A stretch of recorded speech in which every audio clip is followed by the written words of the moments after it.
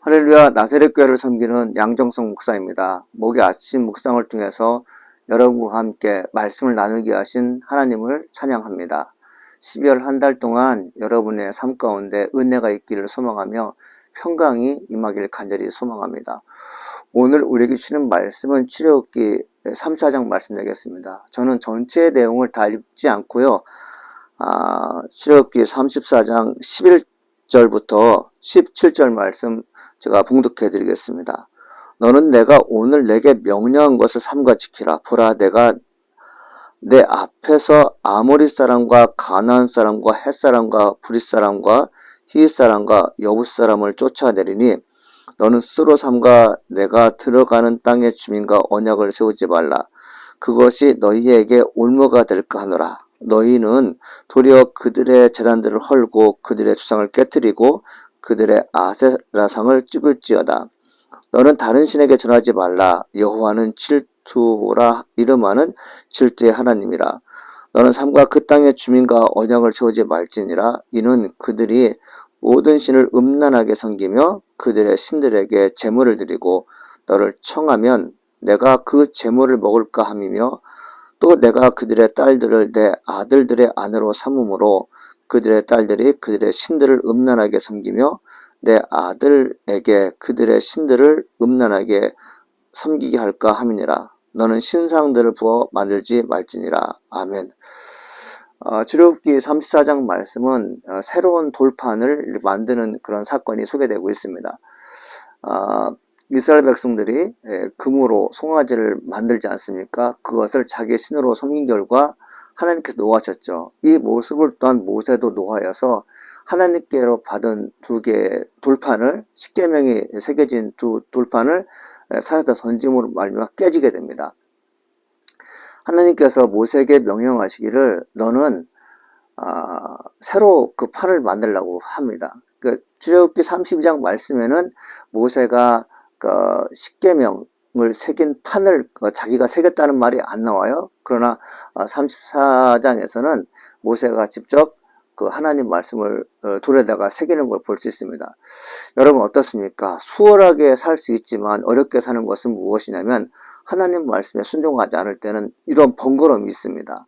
그 돌판을 그냥 그대로 가져와서 순종하는 백성들에게 낭독했다면 그 돌판은 하나님이 새겨진 돌판으로서 백성들과 함께 영원히 보존할 수 있겠죠. 그러나 모세가 다시 새기면서 어떤 생각을 했을까요? 하나님께서 우리 백성을 다시 살려주심을 감사하며 그 고마움을 표현하는 그런 일환으로 돌판에 십계명을 새긴다고 저는 생각합니다.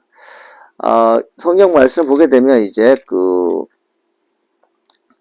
깨어진 돌판을 이제 새 것으로 교체하면서 아침까지 준비하죠. 아마 그 모세는 이른 아침에 시내산에 계신 하나님을 만나기 위해서 저녁부터 시작해서 밤을 새워가면서 정교하게 돌판을 깎았던 것 같습니다.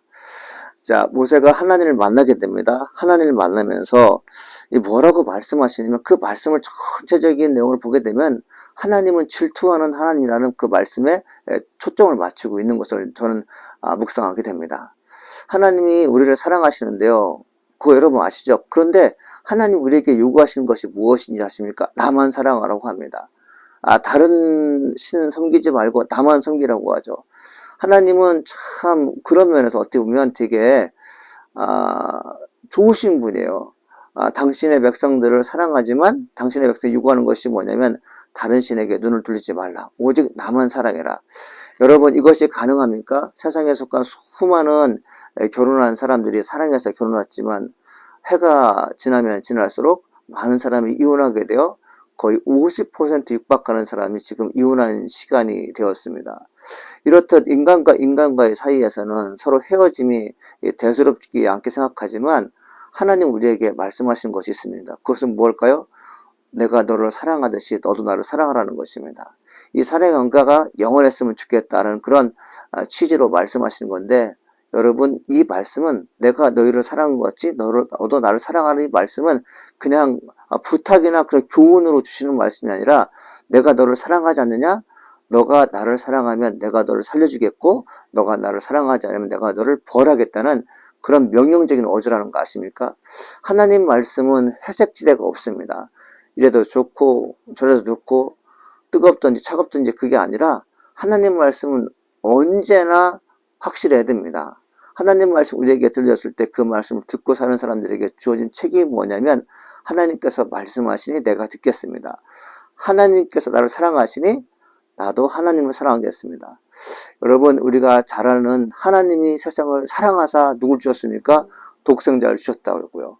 우리를 너무 사랑한 나머지 독생자 아들 예수를 주시니까 하나님 앞에 우리는 무엇으로 봉사하겠습니까? 우리는 하나님께 많은 물질을 드릴 수 있는 그런 재력이 있지 않습니다. 우리는 무엇으로도 하나님 주신 은혜에 대해서 보답할 길이 없어요. 그것은 무엇인가 하면 사랑하는 것입니다. 하나님 사랑합니다. 당신을 너무 사랑합니다. 이 말을 할 수 있는 그런 사람이 되겠죠. 그러면서 하나님이 사랑하는 이스라엘 백성들에게 언약을 다시 세우는데요. 어떤 언약을 세우냐면 하나님께서 가나안 땅에 가서 너희들이 할 일을 이제 알려주지 않습니까? 이 가나안 땅에는 이제 아모리, 가나안, 브리스, 히, 여부 사람이 있었거든요.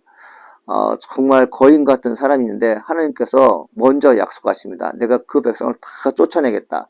그러면 그 땅에 너희를 위협할 수 있는 사람들이 없지 않겠느냐. 그러면서 내가 너희들에게 부탁하고 명령하는 것이 몇 가지인데 그것은 뭐냐면 가나안 땅에 들어가서 그 주민과 언약을 세우지 말라고 합니다. 약속 같은 걸 하지 말라는 거죠. 여러분, 그들과 얽매이게 되면 좋지 않습니다. 여러분, 우리가 새끼를 꼴 때 썩은 그 집과 그 다음에 싱싱한 그 집이 함께 엮어지게 되면 결과적으로 끊어지게 되어 있습니다. 우리의 피의 언약을 받은 홍해 사건을 통해서 구원받은 백성들, 하나님의 능력에 의해서 구원받은 사람들은 세상에 속한 사람과 언약을 맺으며 살기를 원치 않은 거죠. 언약에는 어떤 것을 맺지 말라는 것이 속해 있는가 하면 쭉 읽어보게 되면 그들의 주상을 깨트리라고 되어 있습니다. 아세라상을 깨트리라. 하나님께서 싫어하는 게 무엇이라고 말씀하시죠? 우상 숭배하는 거 싫어하십니다. 결과적으로 하나님께서 그곳에 있는 거인 그 족속들을 다 몰아내신 다음에 연약한 사람 중에 여부 족속이 있는데 그 족속들이 지금 뭘 하고 있는가 하면 아세라상을 이제 섬기고 있는 거죠.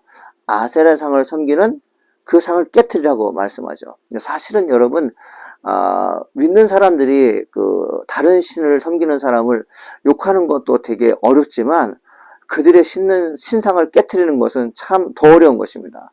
근데 하나님께서 말씀하신 게 뭐예요? 과감하게 가서 깨트리라고 말씀하시죠. 여러분, 이 말씀을 이스라엘 백성 들었을 때 이들은 과연 고분고분 순종했을까요? 참 어려운 문제지만 하나님께서 그렇게 말씀하시죠. 그러면서 뭐라고 말씀하시면 너는 다른 신에게 절하지 말라라는 말씀도 함께 하십니다. 여러분, 우리가 누구에게 순종해야 될까요? 하나님께만 순종해야 됩니다. 그러면서 하나님께서 뭐라고 말씀하시냐면 나는 질투하는 하나님이다. 이렇게 얘기합니다. 여러분, 질투란 무엇일까요? 나보다 더 좋아하는 것에 대해서 관심 갖지 말라는 것 아니겠습니까? 여러분, 그 질투하는 여인들은 여러분 무섭습니다. 근데 여러분들, 질투하는 하나님은 우리가 눈에 보이는 어떤 여인의 질투보다 훨씬 더 무섭습니다. 하나님의 질투는 우리의 생명과 관련이 있죠. 그러므로 여러분들, 하나님이 질투하시는 하나님이라는 것은 뭐냐면 내가 너희를 너무 사랑하는데 너희들이 그 사랑에 배신하지 말기를 원하고 있는 것이죠. 또 한 번 이제 15절에 말씀하십니다. 너는 삼가 그 땅의 주민과 언약을 세우지 말지니 이는 그들이 모든 신을 음란하게 섬기며 그들의 신들에게 제물을 드리고 너를 청하면 내가 그 제물을 먹을까 합니다. 이렇게 되어 있습니다. 여러분, 제물이라는 것이 이제 그 신을 섬기면서 제사 지내면서 남은 음식을 먹는 거잖아요. 드리는 거잖아요. 그리고 그 제물을 먹지 않습니까? 근데 여러분, 아세라 신을 섬기는 그 백성들은 음란의 신을 섬기는 것과 같았습니다. 그들은 뭘 할까요? 제사를 지내고 성파티를 하게 됩니다.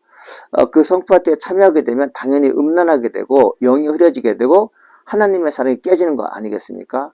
결혼한 신부가 신랑을 놔두고 다른 사람과 성적인 교제를 한다면 이것은 정말 못쓸 짓이죠. 하나님은 다른 신에게 절을 하고 그 신들과 함께 음식을 먹는 것을 뭐라고 하십니까? 신랑을 버린 신부와 같다고 얘기하시죠. 여러분, 그 사람이 바람을 피우거나 자기가 사랑할 사람이 다른 사람을 사랑하게 되면 복잡하게 되는데, 이 복잡한 관계를 교묘하게 속이기 위해서 수없이 많은 거짓과 그리고 수없이 많은 알지 못하는 또 다른 죄를 짓게 됩니다. 하나님 이것을 원치 않았던 거죠. 너희들이 나만 사랑하게 되면 난 너희들에게 무한한 것을 공급해 주겠다, 이렇게 말씀하고 있는 거죠. 그러면서 다시 한번 말씀하시는데, 너는 신상들을 부어 만들지 말지니라. 여러분, 왜 출애굽기 32장에 이스라엘 백성들이 아녀자와 아이들의 금을 빼앗아다가 금을 녹여서 송아지를 만들지 않습니까? 그런데 왜 또 한 번 하나님께서 그 말씀을 하셨을까요? 속상하기 때문에 그렇습니다. 저는 이 말씀을 묵상하면서 어떤 생각이 들었냐면, 여러분, 출애굽 시대가 끝나고 이제 열왕기 상하, 역대 상하, 이 왕조의 시기가 접어들었을 때 정말 42명의 왕이 북이스라엘과 남유를 다스렸지만 몇몇 왕을 지어놓고 모든 왕들이 거의 다 우상을 숭배하게 됩니다. 인간이 가진 본성이 무엇인가 하면 하나님을 전적으로 의지하지 못합니다. 즉, 질투하신 하나님에도 불구하고 그 질투하신 하나님을 외면하는 것을 볼 수 있어요. 하나님은 사랑이시라. 여러분, 이 사랑이시라는 그 말씀 안에는 여러 가지가 들어있죠. 그분께 내 모든 것을 맡기며 절대로 다른 신에게 절하지 않고, 그리고 나를 위해 신을 만들지 말아야 되는데도 불구하고 하나님께서 32장에도 그렇게 말씀하셨고 34장에도 다시 한번 말씀하신다는 것은 뭐냐면, 인간이라는 사람은 어쩔 수 없다. 이 피조물의 영장인 그 사람이 하나님의 말씀을 잘 들을 것 같지만 시간이 지나면 지날수록 본성이 다시 살아나서 하나님의 다른 신을 섬길 가능성이 많다는 것인데, 실제로 그렇습니다. 사랑하는 나사렛 아침 묵상 성도 여러분, 하나님과 약속한 것에 대해서는 변치 마십시오. 꼭 지키길 간절히 소망합니다. 하나님 외에 다른 신이 없습니다. 우리가 누구를 기대하겠습니까? 하나님 우리에게 원하시는 것은 그렇게 큰 것이 아닙니다. 우리는 그저 하나님을 사랑하는 것, 그것밖에 없습니다. 그 질투하신 하나님 앞에 우리가 다른 신을 섬기게 되면 저주와 핍박이 주어지게 되겠죠. 하나님은 우리를 사랑하시며 그분이 가지고 있는 모든 것을 주기를 원하시는 분입니다.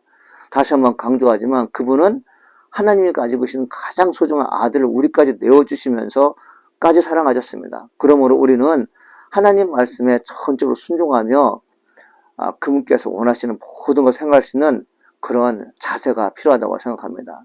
12월은 예수 그리스도의 오심을 탄생하는 시즌이기도 합니다. 예수님의 오심을 기다린다는 것은 뭐냐면, 하나님 우리를 얼마나 사랑하시는가에 대해서 다시 한번 고백하며 우리의 마음을 드리는 귀한 시간이 아니겠습니까?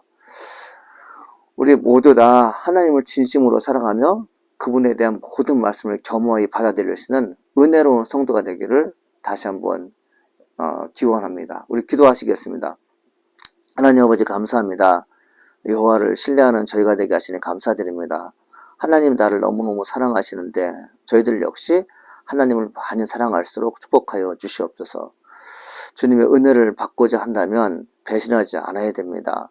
저희가 전적으로 주님 신뢰하며 하나님께 한 발자국 한 발자국 나갈 때마다 승리의 감격과 그리고 은혜가 넘쳐나게 도와주시옵시고, 기적을 경험할 수 있는 아름다운 크리스찬들이 될수록 주여 축복하여 주시옵소서. 날마다 주님을 사랑하기를 간절히 소망하며 살아계신 예수님의 이름으로 기도합니다. 아멘.